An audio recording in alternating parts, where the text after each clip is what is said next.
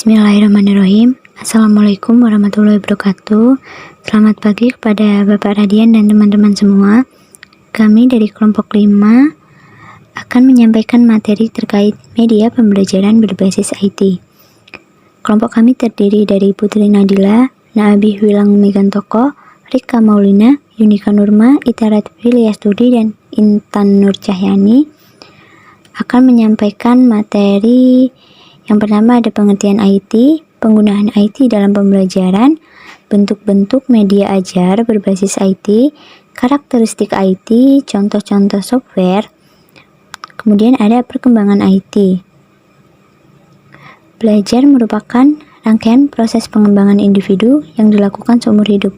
Belajar tidak harus di lingkungan formal seperti sekolah, kampus, tempat kursus, ataupun pusat pelatihan dan pengembangan individu. Dengan berpegang pada kenyataan demikian, dapat ditelusuri bahwa belajar harus menumbuhkan suatu sikap kemampuan belajar mandiri, tanpa peduli ada tidaknya faktor luar yang mempengaruhi proses belajar tersebut, seperti staf pengajar atau ruang kelas. Dalam rangka mengupayakan peningkatan kualitas program pembelajaran, perlu dilandasi dengan pandangan sistematik terhadap kegiatan belajar mengajar, yang juga harus didukung dengan upaya pendayagunaan sumber belajar. Salah satunya adalah internet. Pengertian IT atau Information Technology. Informasi diartikan sebagai hasil pengolahan data yang digunakan untuk suatu keperluan, sehingga penerimanya akan mendapat rangsangan untuk melakukan tindakan. Teknologi sendiri adalah hasil rekayasa manusia yang berupa seperangkat alat yang membantu manusia dalam bekerja.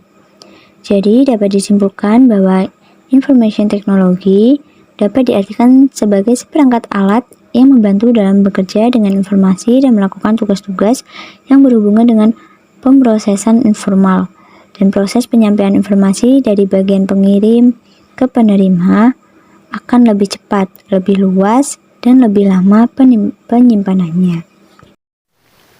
Selanjutnya terdapat penggunaan informasi teknologi dalam pembelajaran.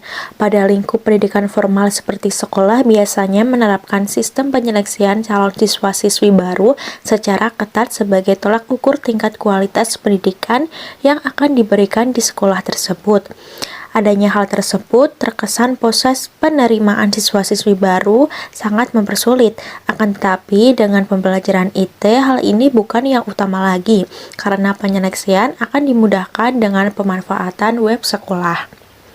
Pembelajaran berbasis IT dapat dilaksanakan salah satunya dengan penggunaan ruang multimedia yang tersedia di sekolah, yang merupakan ruangan yang mana di dalamnya terdapat beberapa komputer yang cukup representatif untuk seluruh siswa dalam satu kelas dan sudah disetting dengan LAN atau Local Area Network, LCD untuk menayangkan presentasi guru, headphone di tiap komputer untuk mendengarkan suara guru dari komputer induk, mikrofon, dan sound system yang berfungsi sebagai pengeras suara, sehingga dapat terdengar oleh seluruh siswa dalam kelas.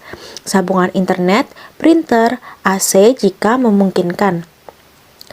Multimedia berarti berbagai media, istilah bagi transmisi data dan manipulasi semua bentuk informasi, baik bentuk kata-kata, gambar, video, musik, angka, atau tulisan tangan. Bagi komputer, bentuk informasi tersebut semuanya diolah dari data digital yang terdiri dari 0 dan 1. Komponen yang perlu dipersiapkan untuk melaksanakan pembelajaran berbasis IT dengan menggunakan ruang multimedia antara lain: 1. Sarana elektronik seperti komputer, laptop, LCD, headphone, dan lain-lain. 2. Kemauan siswa dan guru untuk melakukan renovasi pembelajaran. 3.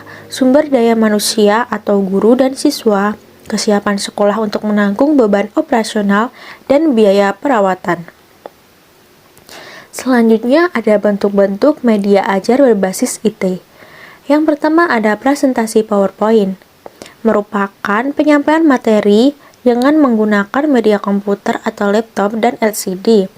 Materi yang disampaikan dengan menayangkan pada layar dan siswa dapat mengikuti bersama-sama. Keterampilan yang dapat digunakan yaitu dengan mengolah materi menggunakan program Microsoft PowerPoint. Manfaat yang didapatkan antara lain: 1. Sebagai sarana untuk mempermudah melakukan sebuah presentasi. 2. Mempermudah pembuatan presentasi dalam bentuk slide yang menarik dengan fitur audio, video, gambar, dan animasi serta template yang akan dipergunakan. 3. Mempermudah dalam proses pembuatan, pengaturan, dan mencetak berbagai slide. 4. Memberikan materi pembelajaran agar mudah dipahami pendengar atau audiens. Selanjutnya, yang kedua itu ada memutar video dan lagu atau musik yang berkaitan dengan materi pembelajaran. Yang di sela-sela kegiatan belajar siswa, misalnya saat siswa mengakses materi pelajaran melalui internet, yang berupa video pembelajaran, CD media ajar berbasis HTML, serta multimedia pembelajaran interaktif. Yang ketiga, menampilkan gambar yang berkaitan dengan materi pembelajaran. Yang keempat, mengirim informasi atau pesan dari guru ke siswa. Yang kelima, mengirim tugas atau ulangan kepada siswa dan mengumpulkannya kembali melalui komputer server. Yang keenam, memberikan kesempatan kepada siswa untuk mengakses materi melalui internet. Yang ketujuh, menggunakan ruangan ini untuk laboratorium bahasa karena di dalamnya terdapat handphone yang disambungkan dengan tiap komputer dan bisa mendengar suara guru dari komputer server. Selanjutnya ada karakteristik media IT. Yang pertama, tujuan pembelajarannya jelas. Yang kedua, materi yang disajikan sesuai dengan kompetensi atau KTSP 2006. Yang ketiga, kebenaran konsep. Yang keempat, alur pembelajarannya jelas. Yang kelima, petunjuk penggunaannya jelas. Yang keenam, terdapat apresiasi. Yang ketujuh, terdapat kesimpulan, contoh, dan latihan yang disertai umpan balik. Yang kedelapan, mampu membangkitkan motivasi belajar siswa. Kesembilan, terdapat evaluasi yang disertai hasil dan pembahasan. 10, memiliki intro yang menarik. 11, gambar, animasi, teks, warna, tersaji serasi, harmonis, dan proporsional. 12, interaktif. 13, navigasi mudah. Dan yang terakhir, bahasa yang digunakan mudah dipahami oleh siswa. Selanjutnya yaitu contoh-contoh software untuk memproduksi media IT. Yang pertama ada Canva. Sebagai pendidik bisa memanfaatkan Canva untuk keperluan desain visual pembelajaran seperti membuat infografis, rangkuman materi, worksheet, brosur, poster, template, presentasi, thumbnail YouTube, dan kebutuhan grafis sederhana lainnya. Membuat desain visual di Canva juga semakin mudah karena setiap tipe desain dikelompokkan berdasarkan kategori masing-masing. Terdapat setidaknya 7 kategori yaitu media sosial, dokumen, personal, pendidikan, marketing, event, dan iklan. Bisa langsung menggunakan aplikasi ini melalui website canva.com atau melalui aplikasi mobilenya yang tersedia di Play Store dan Apple Store. Selanjutnya, kelebihan dan kelemahan dari Canva.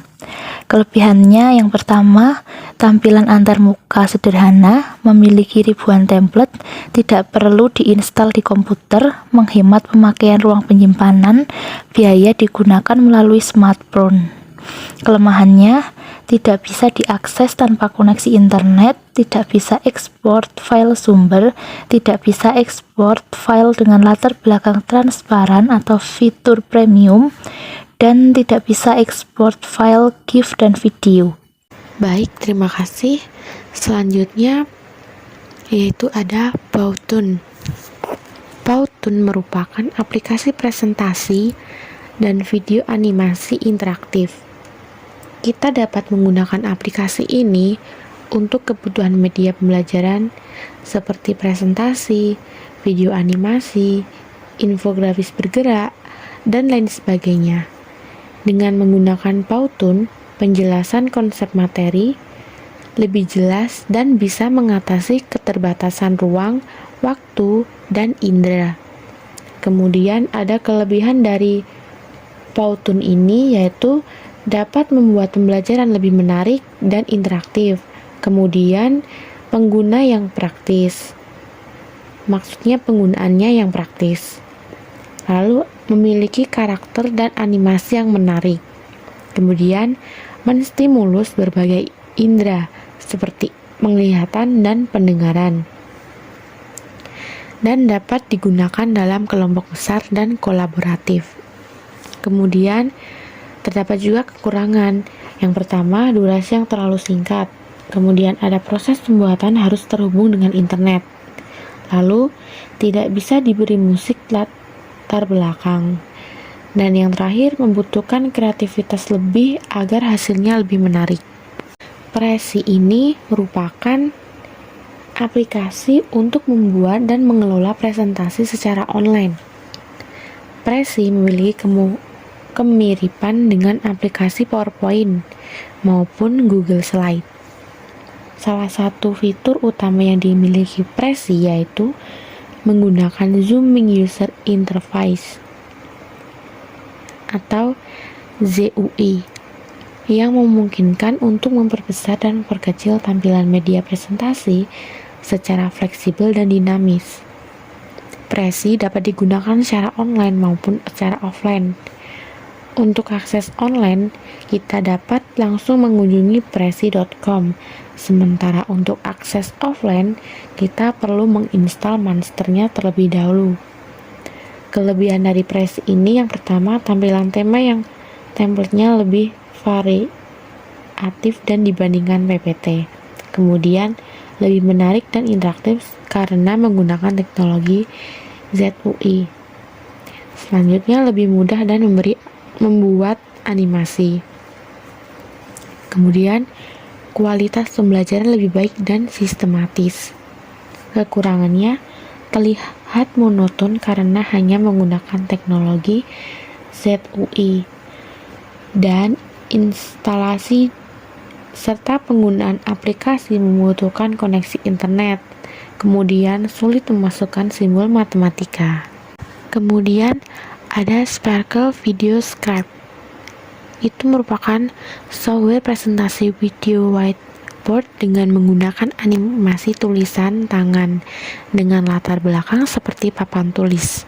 Sparkle mampu menjadi alat pengembangan media pembelajaran yang interaktif karena memiliki kombinasi animasi dan template yang menarik. Kita dapat menggunakan software ini secara online melalui videoscribe.com maupun secara offline.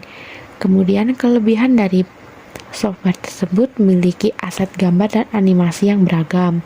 Kemudian tampilan antarmuka yang sederhana dan bisa memasukkan musik atau voice-over sebagai background dari Sparkle maupun musik pilihan sendiri, serta dapat diekspor dengan format MP4 dan WAV, serta bisa langsung dipublikasi di media sosial. Kekurangan dari software tersebut untuk memperoleh akses dan fitur penuh perlu berlangganan, kemudian perlu spesifikasi komputer atau laptop yang baik agar tidak lambat dan bermasalah. Selanjutnya ada Lectora, merupakan software dan tool pengembangan e-learning. Lecture bisa digunakan untuk berbagai kebutuhan pembelajaran, terkhusus untuk pembuatan presentasi, kuis, bahkan game pembelajaran berbasis tulis. Bisa disisipkan video, gambar, game, soal-soal evaluasi, lembar tes, dan lainnya secara mudah dan sistematis.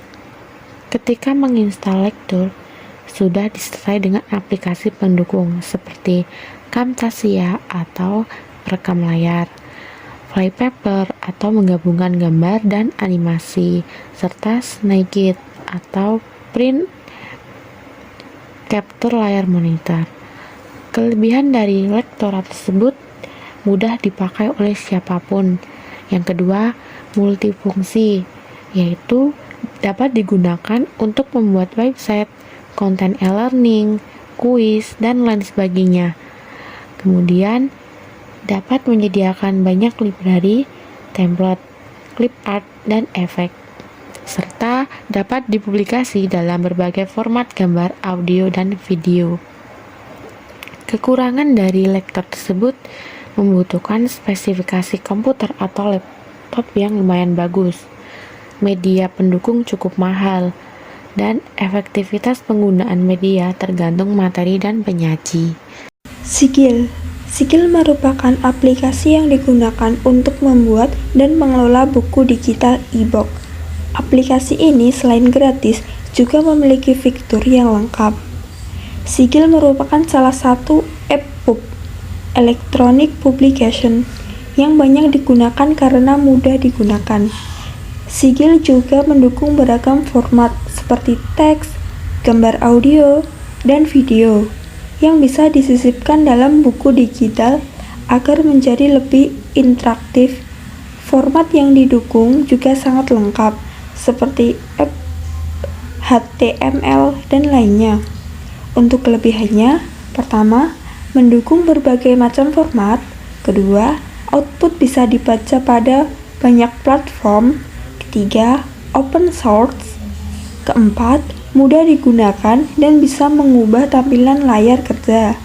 Kelima, memiliki fasilitas terjemahan. Keenam, publikasi yang mudah dan murah dan bersifat portable. Untuk kekurangannya, yang pertama, masih sering terjadi bug dan masalah pada aplikasi. Yang kedua, mudah disebarluaskan sehingga rentan terjadi penyalahgunaan hak cipta. Yang ketiga, butuh dukungan perangkat gadget yang memadai. Selanjutnya, Wondershare Filmora, yaitu merupakan aplikasi editing video yang mudah digunakan bagi pemula, namun memiliki fitur yang lengkap.